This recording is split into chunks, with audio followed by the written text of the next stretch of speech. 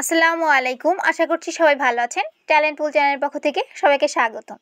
প্রথম শ্রেণী থেকে পঞ্চম শ্রেণী পর্যন্ত সকল বিষয়ের সকল আপডেট পাওয়ার জন্য চ্যানেলটিকে সাবস্ক্রাইব করে পাশে থাকবেন।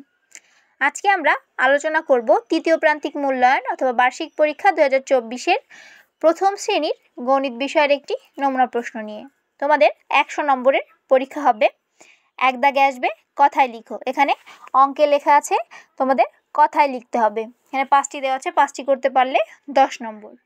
2 দাগে অঙ্কে লিখো। এখানে দেখো কথায় লেখা আছে, তোমরা এই 5টিকে অঙ্কে লিখবে, তাহলে এটাতেও 10 নম্বর। 3 দাগে কম সংখ্যাটিতে গোল দাগ দিই, অর্থাৎ 2টি করে সংখ্যা আছে, যেটা কম সেটাই তোমরা গোল দাগ দিবে।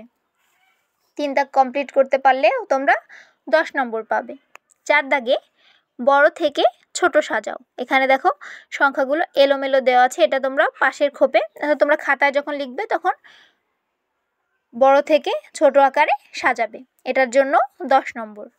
5 দাগে খালি ঘরে সংখ্যা বসাও কম থেকে বেশি, অর্থাৎ কমের দিক থেকে বেশির দিকে যাবে। যেমন দেখো 65, এরপরে ফাঁকা ঘর, তারপরে 67 লেখা আছে, তাহলে 65-র পরে তোমরা 66 লিখবে, তারপর 67, এভাবে তোমরা পূরণ করবে, এটাতেও 10 নম্বর। 6 দাগে আসবে যোগ করো। এখানে আমি 3টি যোগ দিয়েছি, 3টি করতে পারলে 10 নম্বর পাবে। 7 দাগে দিয়েছি বিয়োগ করো। এখানেও 3টি বিয়োগ দিয়েছি, 3টি বিয়োগ সম্পূর্ণ করতে পারলে তোমরা 10 নম্বর পাবে।